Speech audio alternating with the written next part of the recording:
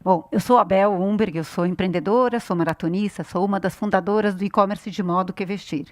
Eu nasci aqui em São Paulo mesmo, de uma família bem paulistana. A minha infância toda, nas férias, eu passava na fazenda do meu avô, aqui pertinho, entre Amparo e Morungaba. E o que a gente fazia lá? Coisa de fazenda. A gente pescava, tinha uma horta, andava a cavalo, mas tinha um lugar mágico, gente, que era um pomar. Um pomar enorme, com todas as frutas que vocês possam imaginar. E foi lá que eu aprendi, com as frutas, que tudo tem seu tempo. A gente tem o tempo de plantar, a gente tem o tempo de colher, a gente tem o tempo de regar, tem o tempo de recomeçar e tem o tempo de comemorar. Era um monte de primo e era uma felicidade aquela jabuticabeira lotada de frutos. O que a gente fazia? A gente pegava aquelas frutas e ia vender na vendinha da cidade. Então eu fiquei pensando, eu acho que o pomar foi minha primeira startup. O meu avô, ele fez de tudo nessa vida. Ele foi professor, ele foi advogado, ele foi até governador. Hoje ele é até nome de rodovia, sabe? Não sei se alguém usa Rodovia Carvalho Pinto. Mas quando ele faleceu, aconteceu uma coisa bem curiosa. A gente abriu o testamento e lá estava escrito: Carlos Alberto Carvalho Pinto, agricultor. E aí eu entendi que essa era a essência dele. Acho que no meu deve estar empreendedora. Ele era um cara bem bacana. Eu tenho referências incríveis, um carinho enorme. Ele me ensinou um monte de coisa. Duas frases eu guardei. Uma ele dizia: minha neta, a história não fala dos covardes. E é verdade. Alguém já leu um livro de alguém que não fez? Ouviu um filme do cara que teve uma ideia e não criou nada? Então a história fala de quem teve coragem, de quem com todo esse medo, com todas essas deficiências, foi lá e fez. E a segunda história, ele usava uma mesona que a gente tinha bem fazenda. Ele falava: tem dois tipos de pessoas nesse mundo. Tem os catadores de feijão e os catadores de diamante. Os catadores de feijão são aqueles que toda manhã pegam o pote de feijão, joga na mesa e começa a separar o que não serve, o que não vai dar certo, o que tem que ser descartado, o que é ruim. E tem sempre esse olhar. O catador de diamante é aquele que vai para um rio, ali no riachozinho do rio, procurar no meio da lama alguma coisa que possa brilhar, que possa ter valor, que possa ser lapidada e transformada num diamante. E ele perguntava: o que você quer ser? Já naquela época pequena, eu decidi que eu queria ser uma catadora de diamante. Da minha família materna, eu trago esse entusiasmo. Minha mãe tem 8 irmãos. Já perdi a conta de quantos primos nós fomos, quantos netos, bisnetos, e eu acho que de lá também eu trago essa história do gestão de gente, aprender a trabalhar em time, porque era muita gente. Eu brinco que somos uma microempresa, o próprio Natal, quando a gente vai, são 70 pessoas só para começar a história, então eu precisei aprender a lidar com gente. E também outra coisa que minha avó me passou e que eu levo muito importante, que é a fé. Vou contar um segredinho para vocês. Quando eu subo para falar para tanta gente, é para o Espírito Santo que eu peço que venha e ilumine as minhas palavras. Bom, na minha casa, a educação era prioridade, mas não tinha muita moleza. Apesar da vida tranquila que a gente tinha, qualquer coisa que eu quisesse, meu pai falava: se vira. Aí eu comecei a me virar como adolescente. Comecei a fazer ovo de Páscoa para vender, dei aula particular, fiz camiseta, comecei a arriscar a história do empreender, fazer alguma coisa, e entendi que eu podia fazer, que eu podia produzir alguma coisa, e que era muito bacana poder produzir. Outra coisa que eu trago também dessa época é o esporte. Na minha casa sempre foi valorizado, e eu e minhas 2 irmãs, a gente sempre jogou tudo. Handball, basquete, sei lá o quê, até que eu me achei na corrida de longa distância. Por quê? Porque tem 3 pontos que vai soar bem familiar para vocês, que fazem a diferença. Uma é que você tem que ter foco, você está correndo. 2, você tem que planejar aquela corrida, que horas você acelera, a corrida é longa, não dá para acelerar no começo. E 3, você tem que ter persistência. Porque um monte de vezes, uma maratona, você fala: vou parar, meu Deus, estou exausto. E você tem que chegar até o final. É muito parecida com a jornada do empreendedor, né? Eu gosto de um monte de coisa nessa vida. Adoro um cafezinho, gosto de pão de queijo, gosto de correr. Mas eu gosto mesmo é de gente. Eu adoro gente. Por conta disso, eu fui prestar psicologia. Fazia sentido. Eu prestei direito, fiz São Francisco. Aqui, São Francisco é a faculdade de Direito da USP, para quem não mora em São Paulo. E aí eu acho que foi um pouco em homenagem do meu avô que tinha dado aula lá. Eu acabei fazendo as 2 juntas, me formei no mesmo ano nas 2. E era uma vida super acelerada. Era realmente uma loucura, gente. Eu fazia direito de manhã, eu estagiava à tarde e eu fazia psicologia à noite. Eu acho que eu sempre fui essa pessoa que queria aproveitar a vida ao máximo. Acho que a gente tem tantos diamantes, tantas oportunidades por aí, que não dava muito para perder tempo. Bom, a vida foi passando, já estamos no começo de 90, no meio de 95, eu recém-casada, recém-formada, recebi a proposta, o meu marido, na verdade, recebeu a proposta de trabalhar no Rio de Janeiro. E aquele escritório que eu tinha estagiado me fez a proposta de montar o escritório no Rio. Eu ia ser a líder do Demarest, era um dos maiores escritórios do país. Eu ia ser a líder do escritório no Rio de Janeiro. Super bacana. Olhei para aquilo com aquele olhar, né? Puxa, é uma pedra bruta, baita oportunidade, vamos lapidar esse diamante. Segunda startup. Fui eu para o Rio de Janeiro. Só que se hoje a gente está falando de liderança feminina, imagina na década de 90. Então eu lembro que o meu chefe, depois sócio, me apresentava assim. Essa aqui é a doutora Isabel, nosso homem no Rio de Janeiro. Ou então eu estava sentada na sala de reunião, entrava o cliente novo, ele olhava para mim e falava, cadê o advogado? Eu falava, sou eu. Ele saía e falava, mas mandaram uma mulher. E mesmo nessas horas, a minha força, ela me dá orgulho e me faz ir para frente. Mas nessas horas e muitas outras, eu sempre preferi usar a gentileza. Naquele final dos anos 90, a gente estava começando as privatizações no Brasil. O Darcy falou do setor elétrico. O setor elétrico foi o primeiro a ser privatizado. E eu comecei a estudar o setor, comecei a viajar o Brasil inteiro. Tinham várias multinacionais que tinham procurado o escritório para fazer aquisições. E foi muito bacana, porque de repente eu fui chamada pela ANEEL, que era a agência reguladora, montou um time com alguns advogados de São Paulo, Rio, e me convidaram para ajudar a repensar a legislação do setor. Você saía de um setor privado para público, a gente estava começando a criar o MAI, o Mercado Atacadista de Energia, e para mim, mais uma vez, uma catadora de diamantes, que baita oportunidade de você poder ajudar a criar alguma coisa no teu país.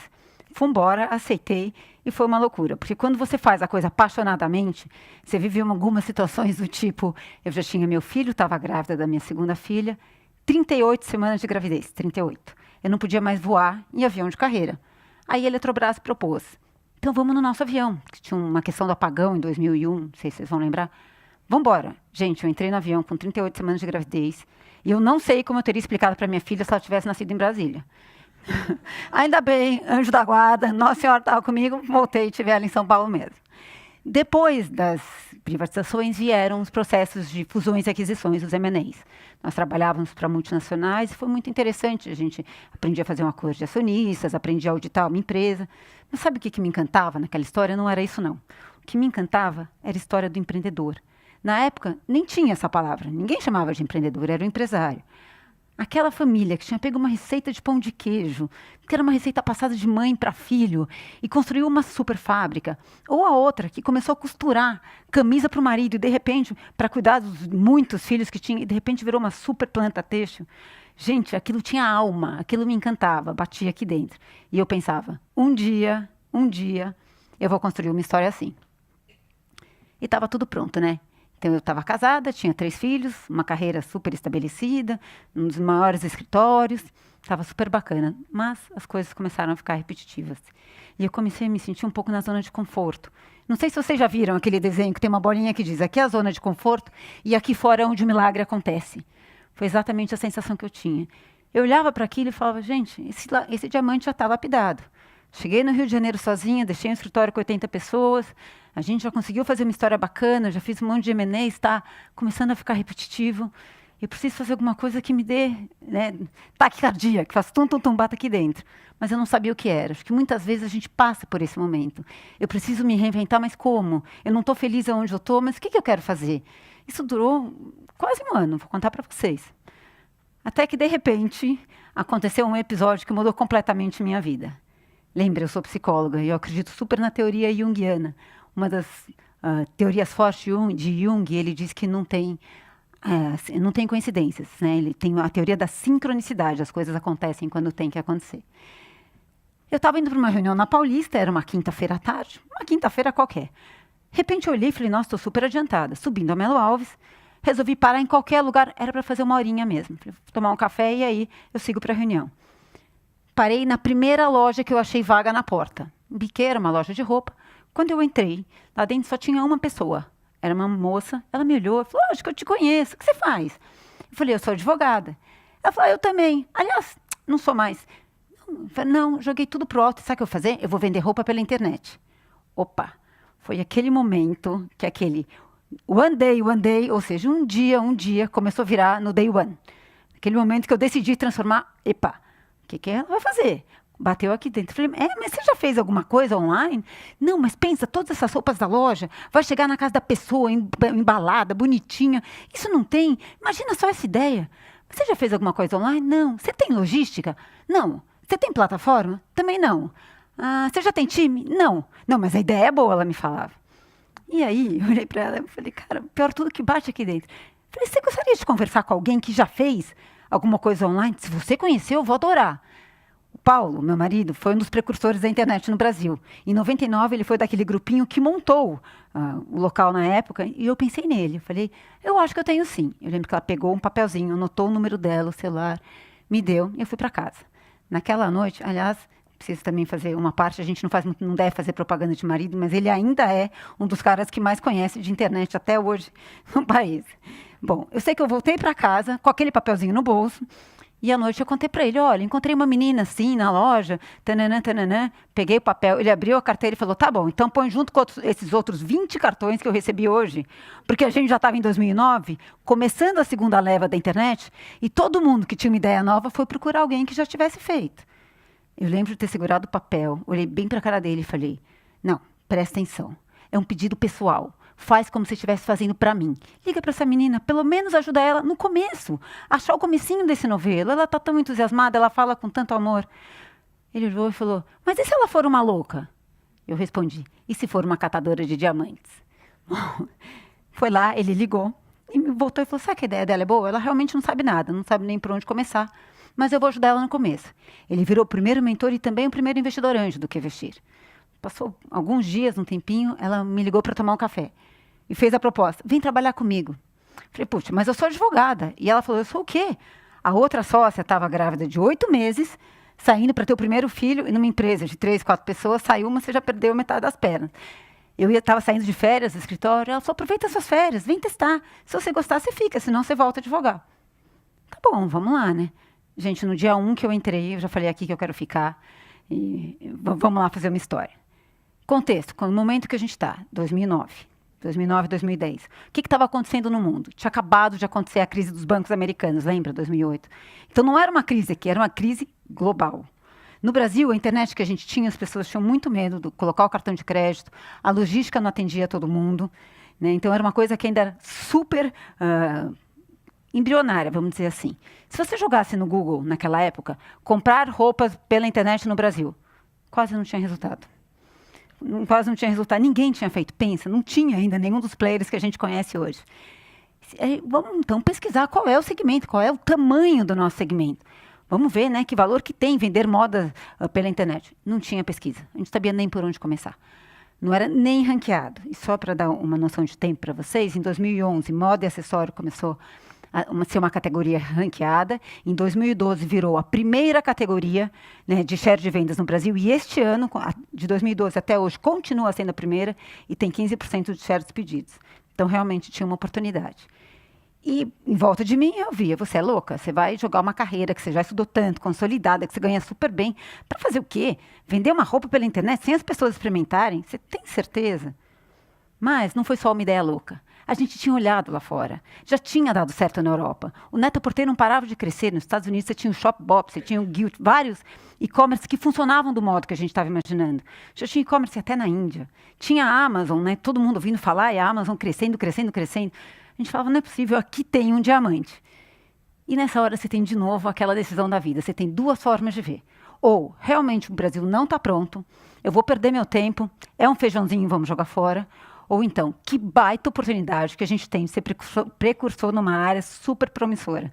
Né? Que baita oportunidade de ser um catador de diamante. Não preciso nem contar para vocês qual foi a nossa opção. Bom, fomos em frente e esse comecinho realmente era quebrar pedra. A gente tinha que convencer primeiro os nossos familiares e os nossos amigos da nossa ideia. Eu ouvia o que todo mundo aqui que empreende já deve ter ouvido. Nossa, você é louca. E eu acho que é exatamente nessa hora que a pessoa fala que você é louca que mora a oportunidade.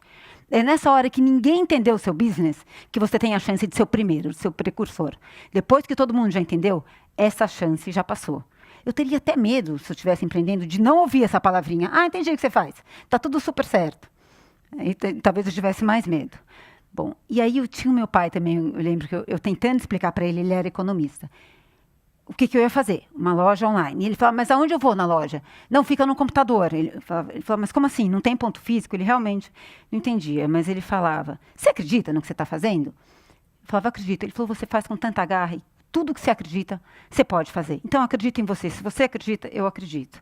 Eu acho que na nossa caminhada de empreendedor, esses olhares que falam pra gente, eu acredito em você, eles são muito importantes. São os olhares que nos fazem ir para frente. Nesse momento, a gente éramos 5 pessoas, uma mesa cheia de conta para pagar, num espaço de 70 metros quadrados e um grande sonho. Sabe aquele filme da Ed Murphy? Não sei se vocês já viram, que ele faz 6 personagens em um. Começo de startup é exatamente isso. Quem está trabalhando aqui, está montando startup, sabe disso. Nós éramos, ao mesmo tempo, o RH, a gente era o financeiro, nós fazíamos a curadoria das peças, embalávamos os produtos. Naquele Natal, eu lembro que o motoboy sou eu, porque éramos nós, colocávamos todos os pedidos no carro e saíamos por São Paulo para entregar, naquele momento que não tinha o Waze. E aí eu aprendi que empreender, na verdade, é uma maratona que você corre em conjunto, né? E o bacana da corrida não é a chegada, é exatamente essa corrida. Então, nesse primeiro momento, você escolher as pessoas, os parceiros certos, as pessoas que sonham com você e que vão te levantar como balão e não te pesar como âncora, faz muita diferença. A gente tinha muito isso no time. Uma das minhas sócias me dizia, lembra, aqui só tem 2 chances. Ou isso vai dar certo, ou isso vai dar muito certo. Então, a gente falava, vamos em frente, vamos em frente. Bacana. A ideia começou a pegar. As pessoas compravam, uma contava para outra. Olha que legal, chega em casa.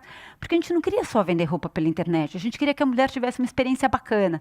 Que ela chegasse em casa e tivesse aquela sensação de que ela ganhou um presente. Chega numa caixa, bem embalada, uma peça que ela escolheu. Era isso que a gente queria passar. E as pessoas começaram a entender. As coisas começaram a crescer, as pessoas compravam mais. Porém, no nosso modelo de negócio, e-commerce, a gente sabia desde o começo que precisava de capital. Não dá para escalar de outra forma. E aí, estamos em 2010, me liga um amigo querido e fala, olha, tem um investidor americano interessado no modelo de negócio de vocês. Puxa, bacana, passo o contato, eu vou ligar para ele. Falei, tem um detalhe, ele está no Galeão hoje, no Rio de Janeiro, voltando para Nova York. Então, se vira para estar lá até a noite. Gente, foi uma correria. Imagina, a gente saiu correndo, era uma quarta-feira, chovia muito em São Paulo. Nós saímos correndo para o aeroporto para pegar um voo para o Galeão, que a gente não sabia nem qual era o destino final. A gente precisava estar no Galeão. E foi aquela história, sabe, do pitch do elevador? Nós tínhamos o tempo da ponte aérea para preparar o que a gente ia falar para o investidor. Não teve muito tempo para pensar. Por sorte, a gente já tinha trabalhado para fundo. Então, a gente sabia um pouquinho o que eles gostavam, que horas que eles fiscavam a empresa do que interessava. E fomos usando aquele tempo para isso. Eu sei que a gente marcou com ele no Bob's, porque era a única coisa vermelha que a gente lembrava do Galeão, uma referência. Chegamos lá, tinha realmente um investidor americano sentado, e daí nós tivemos 5, 10 minutos para contar o que a gente fazia. Ele fez 2, 3 perguntas, assim, com essa cara bem poker face, ficou assim. E na hora que eu acabei de falar, eu não sabia se ele tinha gostado, se ele tinha detestado. Aliás, eu não sabia nem se ele tinha ouvido ou se ele já estava pensando na agenda do dia seguinte, a reunião que ele tinha. Ele foi muito gentil, olhou para a gente e falou, obrigado. Olha, eu não tive nem tempo de me apresentar. Vocês conhecem a minha empresa, Tiger Global? Eu sou o Lee Fixel. Gente, não tinha ideia quem ele era. A gente não era do segmento. E neste tempo dos 45 minutos, ou a gente pesquisava quem era o tal do Lee Fixel, ou a gente preparava o que a gente ia falar para este Lee Fixel. Preferi uma segunda opção. Ele falou, olha, então fica com o meu cartão, dá um Google em mim. E foi embora. Na hora que ele entrou, nós googamos, aí apareceu. Tiger Global, maior acionista do Facebook, do LinkedIn, do Groupon. Hoje, pra vocês terem ideia, a Tiger, eu acho que é um dos 2 maiores grupos investidores do mundo de internet. Eles são um fundo, sei lá, de 23, mais de 20 bilhões de dólares. E o Lee é um dos 2 principais sócios do fundo. Quando a gente viu isso, a gente começou a rir. É claro que um cara desse tamanho não estava sentado com a gente no Bob's. É pegadinha do Faustão. Era brincadeira, né? E foi exatamente esse cara que entrou menos de 3 meses depois e virou o primeiro investidor do QVestir. E o que ele comprou? O nosso sonho, a nossa ideia e o nosso brilho nos olhos. Acho que depois que a gente conversou, ele via tanto entusiasmo, ele teve a certeza que a gente era capaz de levar a empresa onde ele queria que chegasse. E aí entrou o dinheiro. Aliás, antes do entrou o dinheiro, eu queria parar. Vamos fazer um recorte desse momento. Porque esse é um momento muito mágico para quando a gente empreende, né? Muitas vezes você pensa, e que horas que entra o investidor? E como é que tá, né? E como é que faz isso? E qual é a sensação? Ele não tinha sido a primeira pessoa que a gente tinha procurado. Nós tínhamos ido a outros fundos que olharam e falaram, mas a gente não investe nesse tipo de coisa. O modelo de negócio de vocês ainda não está pronto. Quem que já não viu isso por aqui? Quando teve alguma rodada, né? Olha, eu não sei, é melhor você ajeitar melhor aquele olhar. De repente, o cara daquele tamanho te chancela dizendo, eu acredito em você, o teu negócio é bacana. Como é que a gente tinha feito o QVestir crescer até lá, se precisava de capital? Conseguimos uma linha de crédito. Isso deixa a tua conta no vermelho. Então, sabe aquilo tudo que a gente contou? A conta vermelha, a gente também tinha. De repente, você acorda um dia, gente, na tua conta tem dinheiro. Tem alguns milhões. Lembra? A pessoa que era o financeiro, às vezes, eu entrei naquele dia na conta acho que umas 12 vezes, para ter certeza que o dinheiro não tinha ido embora. A sensação deve ser a mesma que você ganha na Mega Sena, juro. Nunca ganhei, mas deve ser mais ou menos a mesma sensação. Sabendo que o cara escolheu você não comprou o bilhete. Então, super bacana, fechamos este momento mágico. Com dinheiro, o que a gente conseguiu? A gente conseguiu concretizar tudo aquilo que a gente tinha planejado. A gente sempre soube, desde o começo, que tinha um monte de área que a gente não sabia. Por exemplo, eu não sou de tecnologia, não sei nada. Então, eu queria trazer a melhor pessoa de tecnologia. Alguém bacana de logística, que já tinha feito história. A gente começou a formar time. A gente começou a fazer parcerias incríveis com as pessoas que a gente acreditava. E parceria, não só o time interno, como as marcas de quem a gente comprava, softwares para melhorar a nossa gestão. Começou a ser possível. Então, no primeiro ano, crescemos quase 1000%. Foi uma loucura. Foi um crescimento. A responsabilidade é maior, você tem mais gente no teu time, mas assim, a possibilidade de crescer e de começar a concretizar o que você sonhou, ela realmente é enorme. E é uma jornada de muito trabalho. Não preciso contar para vocês, todo mundo aqui sabe. Trabalhamos milhões e milhões de horas por dia, com muita paixão, mas também de muito erro, muito aprendizado.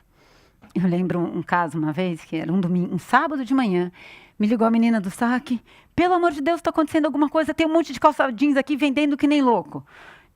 Desativamos o produto, o que tinha acontecido? Nós tínhamos uma marca de calça jeans americana, que era um dos produtos mais caros do site, para vocês imaginarem o preço médio da calça, tipo R$1.000. Qual era a promoção no final de semana? Tínhamos 60 referências, 60 modelos. Em 3 deles, a gente ia dar 20% de desconto. A menina do cadastro, na hora de subir a promoção, o que ela fez? Colocou todas as calças a R$20. Imagina, o estrago, né? O estrago estava feito. Tinha gente comprando 100 calças, 120 calças. Foi aquele momento do caos geral. A gente tinha 2 caminhos para resolver isso. O tradicional, vou mandar ela embora. Nossa, que baita erro. A gente tinha a legislação a nosso favor, que diz que toda vez que você faz uma oferta de um produto e o preço é muito diferente do preço original, você pode cancelar a oferta. Só que a gente estava criando uma história diferente. O que a gente falava para o nosso time, para os nossos parceiros, é que a gente queria parceria, a gente queria transparência, a gente vinha para caminhar, fazer uma maratona juntos. Então, tomei uma decisão, eu já era CEO da empresa, tomei a decisão no momento, não vamos fazer diferente, vamos ligar para cada uma dessas pessoas e contar o que aconteceu. Olha, aconteceu assim, teve um erro humano, mas a opção de ficar ou não com a calça é sua. A gente só queria dividir e ser transparente, como sempre fomos. O valor do prejuízo era enorme. Sei que no primeiro momento, a gente ouviu aquela história, problema de vocês. Eu já comprei 100 calças. Em menos de 24 horas, 87% das pessoas devolveram. Eles nos ligavam e falavam, se a gente quer fazer um país diferente, se eu quero construir uma história diferente, tem que começar por mim. E foi uma história muito bacana. Legal. E isso, gente, acho que essa história garantiu um lugar muito importante para qualquer startup, que é o lugar do erro. Ninguém nasce sabendo. Quando a gente empreende numa área, pensa advogado e psicóloga, for montar um e-commerce. A gente precisa saber que a gente vai errar. E tá tudo bem, tem que errar rápido, ter gente do lado que te levante e acertar rápido. Então, foi muito importante a empresa inteira entender isso. E foi muito importante formar time sempre.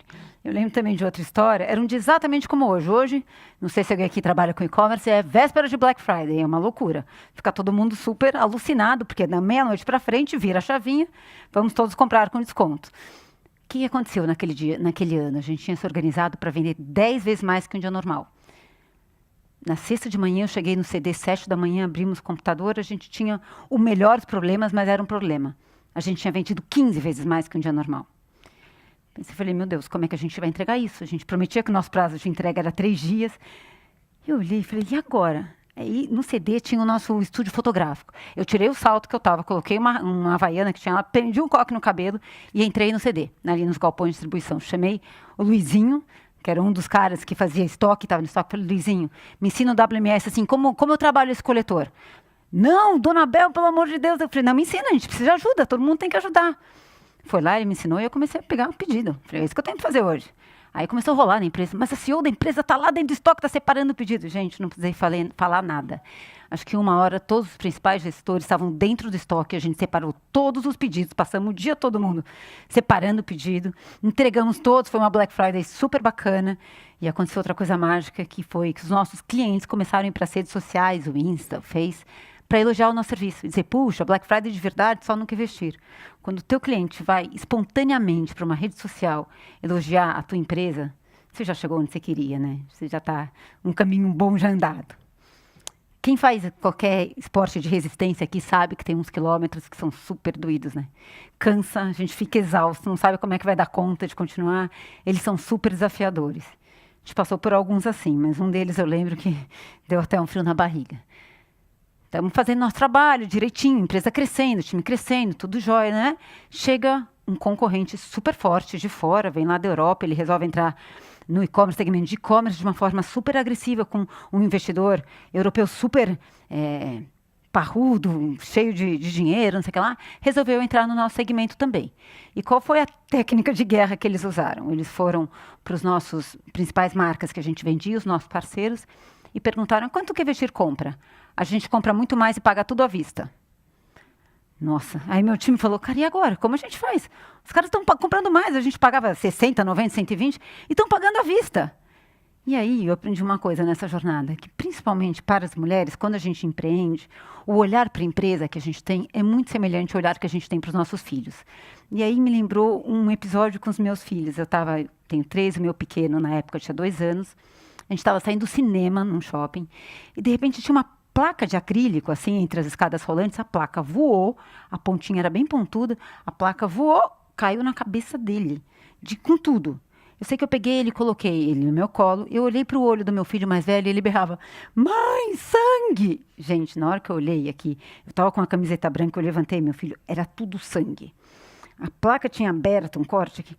Eu tremia, a perna fazia assim, por dentro do coração, mas os dois mais velhos estavam tão desesperados que eu olhei para eles, não sei de onde acaba, e falei, gente, tá tudo bem, vai tudo dar certo, não se preocupa. 14 pontos depois, deu tudo certo, né? E foi a mesma sensação que eu tive essa hora que vestir, o time inteiro me olhando, eu tremia por dentro, eu falava, caramba, e agora? Né? E eu olhei para eles com a mesma calma e falei, tá tudo certo, gente, é uma pedrinha no caminho, não se preocupa não, a gente vai resolver. Não tinha a menor ideia como a gente resolveu. Eu passei 2 noites sem dormir. Eu falei, meu Deus do céu, como é que eu vou fazer agora? Um time, um monte de gente que depende de mim, já não sou mais só eu. Vamos se atropelar, né? E aconteceu outra coisa mágica, eu acho que de toda a parceria, sempre parceria ganha-ganha que a gente andou criando por esse caminho. Eles foram a todas as empresas, a todas as marcas, e a grande maioria não topou vender para eles. Falou, a gente já tem uma parceria com o Vestir, eles nos pagam bem, nos posicionam a nossa marca super bacana, a gente não vai vender para vocês. No final, esse concorrente acabou saindo do nosso segmento e ficou só em outro. Então, foram 6 anos, a gente fez uma história muito bacana, né? A gente virou líder e referência de e-commerce de moda premium no país. Fomos de 5 pessoas, daquela salinha apertada, para 150 funcionários, um galpão de 5.000 metros quadrados. A gente foi da conta do vermelho negativo para um faturamento de quase 100 milhões de reais em 6 anos. E naquele ano até fui indicada ao Prêmio Empreendedor do Ano da UI. Então, a gente tinha o nosso aviãozinho que estava andando em terra, ele decolou, atingiu a altitude de cruzeiro, começamos a voar. E aí, o que a gente tinha? Já tinha budget anual para os próximos 5 anos, a gente tinha um conselho de administração super profissionalizado, uma empresa com os melhores profissionais que eu amo, um time super do coração. As fundadoras já tinham vendido uma boa parte das ações, tinham entrado outros fundos, a gente continuava precisando de capital. E aí chegou aquele momento que a empresa já girava sozinha, ela estava indo. Eu comecei a ter a mesma sensação de 2008, lembra? Sua zona de conforto, onde o milagre acontece. E aí, nesse momento, ainda tinha mais uma coisa. O meu pai e o meu avô já tinham morrido de infarto, de repente. Foram 2 mortes muito papum. E aí eu aprendi uma coisa. Se você não tiver amanhã, você foi feliz hoje? O que você faz hoje vale a pena a tua vida? Você está aqui porque você pode morrer amanhã, gente. Eu passei 2 vezes por isso na minha vida. Então, assim, eu comecei a entender que talvez não fosse mais o lugar de eu estar. Eu comecei a entender que meu filho tinha crescido, tinha feito 18 anos, estava na hora de ir para o mundo. Porque o que a empresa precisava daí para frente? De um executivo. Só que eu não sou executiva, eu sou empreendedora, lembra? coisa que eu mais gosto, que eu mais contribuo é gestão de gente, formar time, organizar planilha, sabe, fazer a base, fundamentar e agarrar as pessoas e falar, gente, vai dar certo, vamos embora. É essa parte que eu construí, essa parte já estava feita. Daí para frente, a empresa precisava realmente de um executivo. E foi uma decisão difícil. Eu cheguei na próxima reunião do board, decidi sair e cheguei lá e renunciei ao meu cargo de CEO da empresa. Ouvi a mesma coisa. Você é louca. Você tem um pacote de remuneração fantástico, ganha super bem. Agora que a tua vida vai ficar mais fácil, agora que as coisas vão para frente. É exatamente agora que é hora de sair e procurar outros diamantes, procurar outras histórias pelo caminho que possam brilhar, né? Foi a minha primeira jornada de empreendedor. Eu sei que eu aproveitei esse períodozinho de non-compete que veio agora para poder devolver um pouquinho tudo aquilo que eu recebi desse lindo círculo virtuoso do empreendedorismo. Porque eu vou contar para vocês, como os meus colegas, quando você fala nesse palco e conta a história, sabe o que passa na tua cabeça? Não é o quanto você ganhou, quando você vendeu suas ações, ou que bacana quando você foi a capa disso ou saiu no Jornal Nacional. O que passa na cabeça é a gratidão que a gente tem imensa por todo mundo que ajudou a gente nesse caminho. Todo mundo, desde a moça do cafezinho, a tua equipe inteira, o time da Endeavor que veio, que nos ajudou e que ajuda um monte de empreendedor aqui. É isso que fica na hora que a gente fala aqui, né? E é muito gostoso, então eu precisava devolver isso para as pessoas que estavam começando e que não sabiam, porque só quem empreende sabe como é difícil esse começo, né? Quando você tem um baita sonho, um monte de gente falando, um monte de catador de feijão, e faz não, e vai para a empresa. Então, eu queria ser a pessoa que estava do lado, que incentivava. Eu tive o privilégio de ser convidada pela Endeavor para ser mentora Endeavor.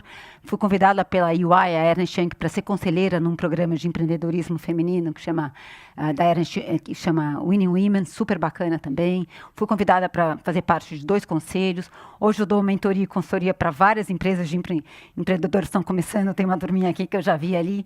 O que a gente faz? O que fizeram comigo? Olhar o business plan, que oportunidade que tem, como é que a gente melhora a gestão dessa empresa, como é que a gente consegue indicadores bacanas.